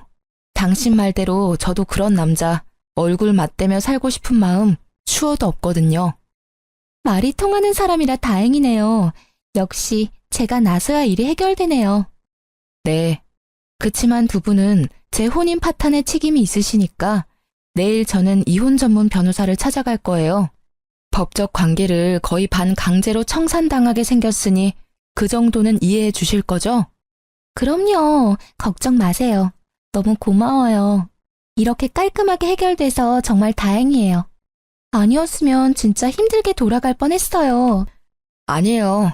오히려 제가 더 고마운 마음이에요.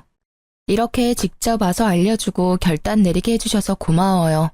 그럼 이 집구석이 어떤 상황인지도 모른 채 내게 고마워하는 상간녀를 보니 저는 웃음이 났습니다. 저의 호의 가득한 말에 상간녀는 영문을 모른 채 멍청한 표정을 짓고 있었어요. 그날 집으로 돌아온 저는 다시 주차장에서 남편을 기다렸습니다. 아픈 시어머님께 이런 모습까지는 보이고 싶지 않았고 혹여나 이 사실에 충격받으실까봐 조용히 이야기하려던 거였어요. 그런데 그날도 무척이나 늦은 귀가를 하더군요. 오늘도 그 상간녀와 놀다가 늦은 거라 생각하니 점점 열이 오르기 시작했습니다. 당신 왜 또 밖에 있어? 뭐야, 오늘도 잔소리야? 아니, 잔소리 아니고 당신이 꼭 들어야 하는 중요한 이야기야. 무슨 말이 하고 싶은 건데? 혹시 어머니 얘기야? 어디 안 좋으셔? 그래서 어머니 없는 데서 말하는 거야? 아니, 지금 할 이야기가 어머님 건강에 안 좋을까봐 밖에서 얘기하려고. 뭔데 이렇게 뜸을 들여? 별거 아닌 이야기라면 그냥 집에서 하자. 나 피곤해. 당신이 피곤해하는 것 같으니까 나도 간단히 말할게. 별거 아니라면 별거 아닌 이야기니까. 오늘 정말 예쁘게 차려입은 젊은 여자가 우리 집 앞까지 날 찾아왔거든. 그 사람이 글쎄 대뜸 나더러 당신이랑 사랑하는 사이라고 하더라고. 어때? 별거 아닌 이야기지? 제 말에 남편의 얼굴이 점차 굳어가고 있었습니다. 그래, 어디서 만난 여자야? 오피스 와이프야? 아님 인터넷으로 만난 사람? 그것도 아니면 설마 술집 여자는 아니겠지. 근데 정말 비참하더라. 그렇게 예쁜 여자 앞에서 화장도 제대로 하지 않고 집안일에 육아에 찌든 내 모습이 창가에 비치는데 정말 죽고 싶을 정도였어. 내가 왜 당신 때문에 이런 거지 같은 기분을 느껴야 하지? 곧 남편이 허둥대며 말했습니다. 잠깐만. 당신 쓸데없는 오해하면 안 돼. 그 여자 아무것도 아닌 사이야. 나는 떳떳하다고. 아무것도 아닌 여자치고는 너무 당당하던데 당신이 이런 이야기 절대 못 꺼낸다고 자기가 직접 와서 하는 거라고 했어. 나더러 당신이랑 이혼해줬으면 좋겠다고 하더라고. 요즘 참 대단한 세상이야. 상간녀가 직접 와서 조강지처에게 그것도 시어른 모시는 와이프 얼굴 맞대며 그런 이야기를 꺼내다니. 그 여자가 진짜 그렇게 말했어? 맹세코 나는 그런 말 한 적 없어. 그냥 몰래 만나자고만 했지. 엔조이였어. 그 여자도 곧 정리하려고 했어. 정말이야. 웃기시네. 당신 야근이랑 출장이 잦아질 때부터 예상했어야 했어. 그런데도 내가 당신을 믿었던 건 아픈 어머님이 계신데 설마 바람을 피웠을까. 그 효심을 믿었기 때문이거든. 지금 생각해보니 너란 사람이 상식적인 인간이라 믿은 내가 참 바보였네. 여보, 미안해. 근데 진짜로 이것만은 알아줘. 걔는 그냥 잠깐, 진짜 아주 잠깐 재미로 사귄 거야. 알잖아. 살다 보면 이런저런 해프닝이 생기는 것처럼 그런 사소한 해프닝인 거지. 진지하게 만나거나 그런 거 절대 아니야. 난 분명 싫다고 했고 또. 근데 이상하지? 그 여자 말 들어보니 아주 둘이서 행복하게 3년을 연애했다는데 그것도 최근 1년은 출장 간다며 여행도 많이 갔다지? 그래. 나랑 우리 아들들은 당신이랑 여행 간 지가 언젠지 기억이 나지 않는데 그 여자는 매달 여행을 시켜줬어? 그것도 호화롭게. 왜? 와이프랑 아들한테 돈 쓰는 게 아까웠어? 아, 그래. 그러긴 했어. 아니라고는 안 할게. 그치만 그건 그냥 기분 전환용이었다고. 나는 당신이랑 이혼할 생각 없이 재미만 잠깐 보려고 했지. 진짜야. 나 좀 믿어줘. 끝까지 진지한 사이가 아니었다고 나를 설득시키려는 남편에게 화가 나서 결국 터져버렸습니다. 냉정하게 말하려고 했던 마음이 터져버리자 결국 참을 수 없는 분노가 쏟아져 나왔어요. 믿어줘? 나를 반강제로 시댁에 합가시켜서 힘든 일은 다 하도록 만들어 놓고는 당신만 재미를 봤다? 에라이 천하의 나쁜 놈아. 마누라한테 시댁이며 가정일 다 떠맡겨 놓고 젊은 여자랑 바람피니 좋든? 어떻게 나한테 이런 짓을 할 수가 있어? 당신은 나한테 이러면 안 되지. 당신만 믿고 합가해서 살고 있는 나한테. 미안해 여보. 진짜 잘못했어. 내가 다 끊을게. 당신 하라는 대로 해줄 테니까 제발 이혼만은 봐줘라. 응? 남편은 손이 발이 되도록 싹싹 빌었지만 제 눈에는 그것마저도 거짓인 것처럼 느껴졌습니다. 나는 그렇게 해줘야 할 이유가 없는데?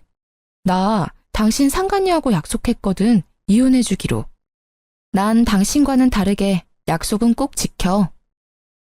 그럼 우리 어머니 간이식이라도 해주고 이혼해주면 안 될까? 순간 제 귀를 의심했습니다.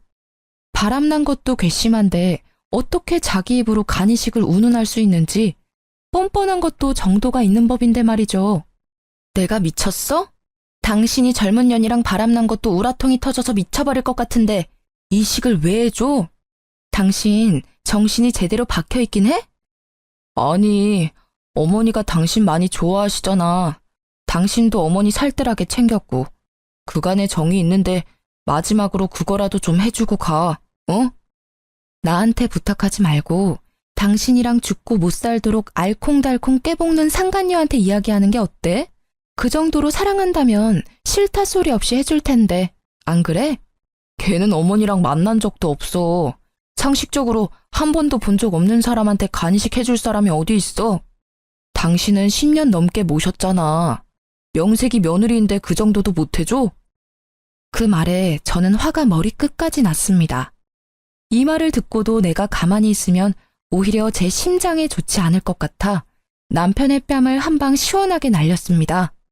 역시 한 대 치고 나니 마음이 좀 후련해지더라고요. 미친놈아, 상식이 뭔지도 모르지? 지나가는 사람들 아무나 붙잡고 물어봐.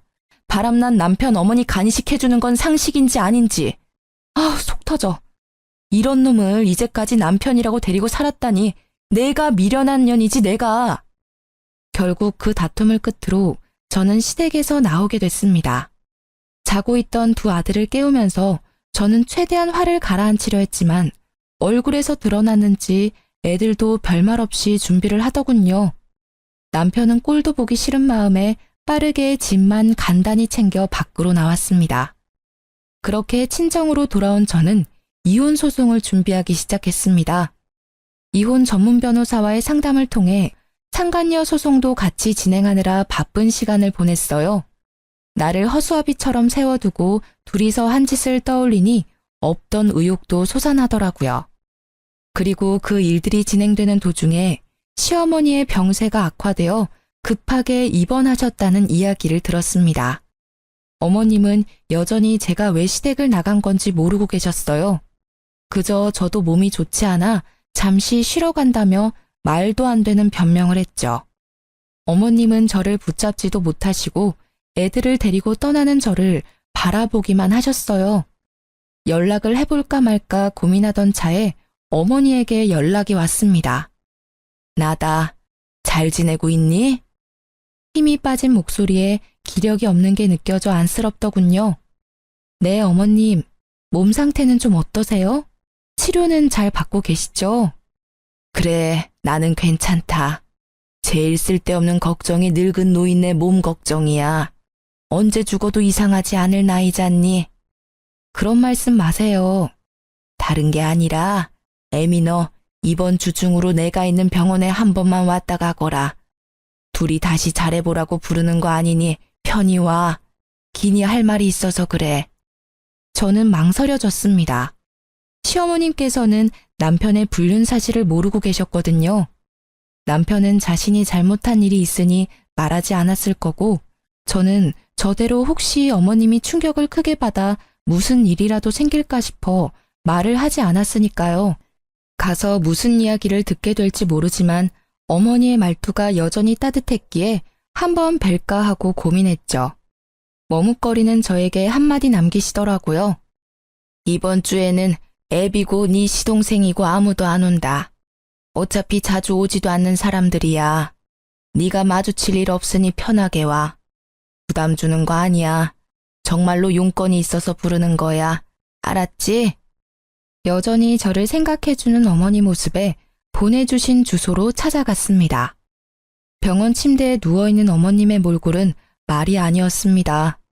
볼살 하나 없이 야위고 거뭇해진 얼굴에 이곳저곳 연결된 수액줄에 거동도 제대로 못하는 모습을 보고 마음이 미어졌어요.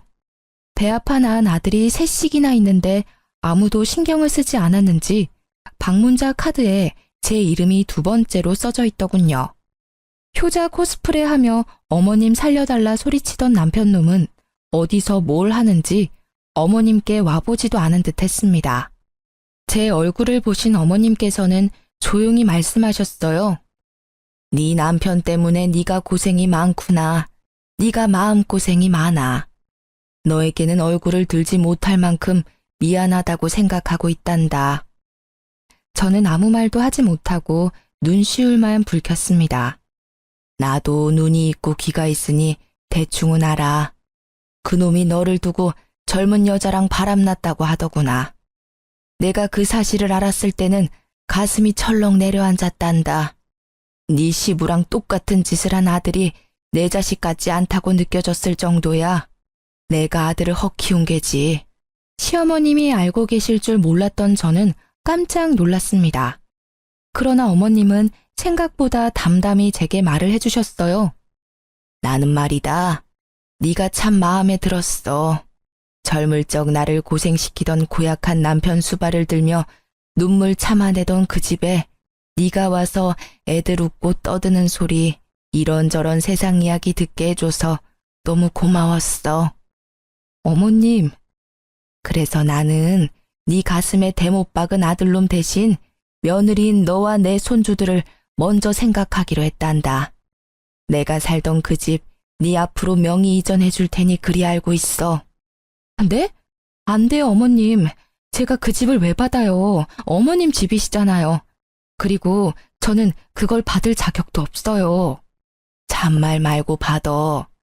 너도 알다시피 나는 오래 못 가. 이 병원 들어올 때 이미 연명치료도 안 하기로 사인했단다. 그 집 말이다. 정말 주고 싶었던 사람이 너야. 그 집에 따뜻한 추억을 만들어준 게 너니까.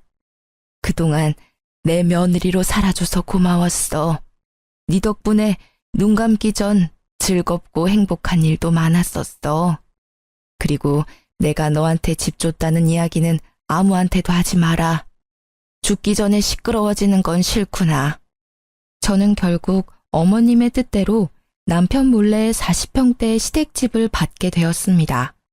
혹시나 모를 문제에 변호사를 대동해 공증도 받았습니다.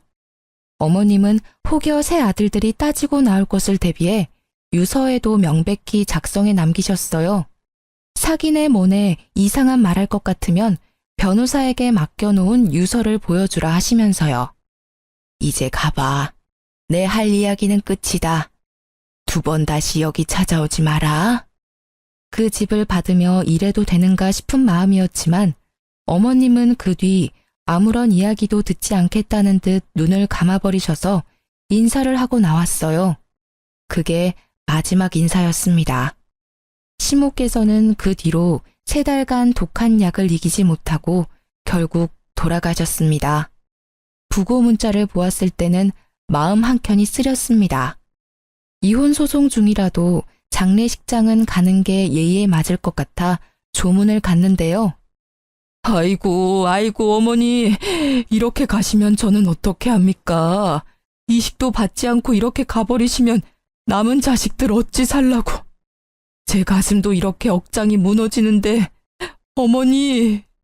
장례식장에 들어서자마자 들리는 남편의 목소리에 저는 욕 한 바가지 나올 뻔한 걸 겨우 참았어요. 시모께서 병원에 있을 때는 찾아와 보지도 않고 상간녀랑 놀러나 다니던 논팽이 같은 남편이 이제 와서 자식이랍시고 펑펑 우는 모습이라니 웃기지도 않았어요. 조문 온 사람들에게는 효자로 비춰지고 싶은 욕망 가득한 두 눈이 남편을 대변해주고 있었죠. 그 꼴을 보는 게 싫었던 저는 빠르게 조문을 마치고 시댁으로 다시 돌아왔습니다. 어머님이 입원해 있던 동안 상간녀가 이 집에서 살았었는지 상간녀의 짐도 엄청나게 많더군요. 이제 제 집이 된 시댁에서 남편이 들어오기를 기다렸던 저는 도어락 열리는 소리에 거실에서 남편을 맞이했습니다. 남편의 옆구리에는 그 상간녀가 딱 붙어 있더군요. 시모가 없다고 이렇게 바로 상간녀를 데리고 오다니. 남편은 제가 거실에 있는 걸 보더니 깜짝 놀란 듯 했습니다. 당신이 왜 여기에 있어? 어차피 이혼 소송 중인데 짐 싸고 당장 나갈 줄 알았더니. 아니지, 짐 싸고 당장 나가야 되는 게 맞지. 역시나 남편은 모르고 있었습니다. 이 집이 누구의 소유가 되었는지. 저는 당일 떼어놓은 등기부등본을 척하니 보여주었습니다. 처음에는 그게 뭔지 몰라 멀뚱멀뚱 읽고 있던 그가 갑자기 손을 덜덜 떨며 재차 확인하기 시작했습니다. 이제 알겠어? 이 집 내 거야. 그러니까 너희 두 사람이 당장 나가야 될 것 같은데? 왜? 이 집이 왜 당신 앞으로 되어 있어? 내가 받는 게 당연한데. 아, 뭐야. 당신 대체 뭔데? 우리 어머니한테 뭘 어떻게 했길래 어머니가 당신한테 집까지 준 거야? 그러게나 말야. 내가 뭘 해서 어머님이 내게 집을 남기셨을까? 당신이 잘 좀 생각해봐. 일단 이 집에서 나가. 알았지? 야, 너 설마 우리 엄마 협박했어? 아님 시어머니 상대로 사기쳤냐? 정당하게 합법적으로 시어머님 통해서 전달받은 건데 못하면 어머님 담당했던 변호사님께 찾아가 봐. 명함 줄게. 당당한 제 말에 뒷목 잡는 남편과 옆에서 눈알만 열심히 굴리는 상간녀의 모습을 보며 곧장 이삿짐 센터에 전화를 했습니다. 여기요, 용달차 하나 보내주세요. 짐 그렇게 많지는 않거든요. 최대한 빨리 와주세요. 상간녀가 저와 제 아들들 짐만 고스란히 모아 창고방에 처박아 놓았길래 저는 그 짐을 제외한 남편과 상간녀의 짐을 모조리 용달에 실어달라고 했습니다. 남편이 믿고 있던 재산이 그 집뿐이었는데 그 집이 제 것이 되었으니 상간녀는 두 번 다시 볼 일 없다는 듯 짐을 챙겨 나가려고 하더군요. 야, 너 어디 가? 야, 너 설마 내 돈 보고 붙어 있었어? 이 꽃뱀 같은 년이? 그럼 오빠 어딜 봐서 나 같은 여자가 붙어 있었겠어? 이 집이 오빠 명의도 아닌데 내가 붙어 있을 필요 없잖아. 서로 주고받는 심플한 사이인데 그 정도는 당연한 거 아니야? 뭐? 뚫린 입이라고 함부로 이야기하지. 언제는 나 좋다며. 내가 전부라며. 네가 와이프한테 이혼하라고 해놓고 너 혼자 빠지겠다. 내가 시키지도 않은 일을 만들어서 분란만 만든 건 너야. 너도 책임질 건 져야 할 거 아냐. 왜 네가 싸지는 일을 내가 수습해야 하는데? 그거야 오빠 생각이지. 게다가 오빠가 이렇게 멍청한지 몰랐었거든. 난 돈 없는 오빠한테는 관심 없어. 오빠가 뭐가 대단해? 몇 푼 되지도 않은 월급에 얼굴이 잘생겼기를 해 다정하기를 해. 거기다가 봐. 내가 오빠 생각해서 와이프랑 이혼하게 만들어놨는데 두 눈 뜨고도 집까지 홀랑 뺏기고. 너 말 다 했어? 저와 용달 기사들이 보는 앞에서 두 사람의 추접스러운 대화는 그렇게 몇십 분 동안 이어졌습니다. 정말 수준 떨어지는 사람들끼리 똑같은 짓 하는 걸 보니 코미디가 따로 없었네요. 결국 남편은 상간녀와 함께 제 집에서 쫓겨났습니다. 어디로 간 건지는 모르겠지만 두 사람이 함께가 아니라는 것만은 확실했어요. 집 하나 없다고 찢어지는 두 사람을 보며 사랑이네 뭐네 했던 상간녀의 말이 생각나더라고요. 그 여자에게는 남편이 물려받았을 집이 사랑의 대상이었겠죠. 그렇게 저는 남편과의 이혼 소송에서 승소하게 되었습니다. 당연하다고 생각해요. 상간녀를 데리고 시댁에 온 것도 그렇고 그 상간녀가 와이프인 나를 찾아와 이혼을 종용하기까지 했으니 말이죠. 그럼에도 소송까지 간 남편이 대단한 건지 모자란 건지 모르겠네요. 아, 물론 상간녀한테는 손쉽게 위자료를 받아냈죠. 요즘 애들 참 시원시원하더라고요. 소장을 받자마자 돈이 입금되더라고요. 그런데 남편은 거기에서 끝나지 않았어요. 여보, 애들은 좀 보여줘. 어떻게 엄마가 돼서 애들한테 아빠를 없애버릴 수 있어? 당신 정말 잔인한 사람이야, 어? 당신 진짜 열받는 소리만 골라서 하는 재주가 있네? 애들 어려서 아빠 찾을 때 당신 뭐라고 했는지 기억 안 나지? 아빠 바빠, 아빠 피곤해, 아빠 힘들어. 매번 이 말만 하면서 도망갔던 건 애들을 위해서 한 일이었니? 내가 잔인해? 미안한데 이미 애들 어렸을 때부터 아빠 자리는 한참 비어 있었거든? 그때는 나도 피곤했어. 지금은 또 다르잖아. 나는 애들한테 잘할 자신이 있고 또 친아빠니까 애들을 볼 권리도 있어. 애들이 보고 싶으면 밖에서 봐. 이 집으로 기어들어오지 말고. 밖에서 보고 맛있는 거 사주고 같이 즐겁게 놀다가 집에 보내주면 되잖아. 애들이 집에서 노는 걸 더 좋아하잖아. 어릴 때도 보니까 집안에 붙어서 놀던데. 언제적 얘기를 하는 거야? 허튼 소리 그만하고 이제 내 집에 발도 디디지 마. 한 번만 더 찾아와서 난동 부리면 바로 경찰 부를 거야. 전 남편은 그제야 자신이 한 짓이 후회가 되는지 눈물을 질질 흘리기 시작하더라고요. 동정표를 사려는 작전은 제게 통하지 않는다는 걸 모르는지 이렇게 끈덕지게 집으로 들어오려던 이유가 무엇인지 나중에 알고는 웃었어요. 알고 보니 회사에서 불륜을 저질러 이혼소송 당한 게 소문이 파다하게 났다더군요. 누가 소문낸 건지는 모르겠지만 그 길로 전 남편은 직원들에게 왕따 당하다가 결국은 스스로 사표를 냈다고 해요. 직장도 잃고 아내와 자식도 잃고 그렇게 애정하는 상간녀까지 잃은 전 남편이 뭐 하나라도 건져보려고 내 집에 온 거였어요. 최근에는 퇴사하고 일이 없어 배달기사로 벌어먹고 산다고 하더군요. 앞으로는 제발 저한테 피해를 주지 않았으면 하거든요. 이렇게 긴 글을 쓰다 보니 진짜 그 상간녀의 연락이 없었다면 제가 어떤 꼴을 당했을지 상상도 가지 않네요. 그 상간녀가 제게는 정말로 은인이나 다름없어요.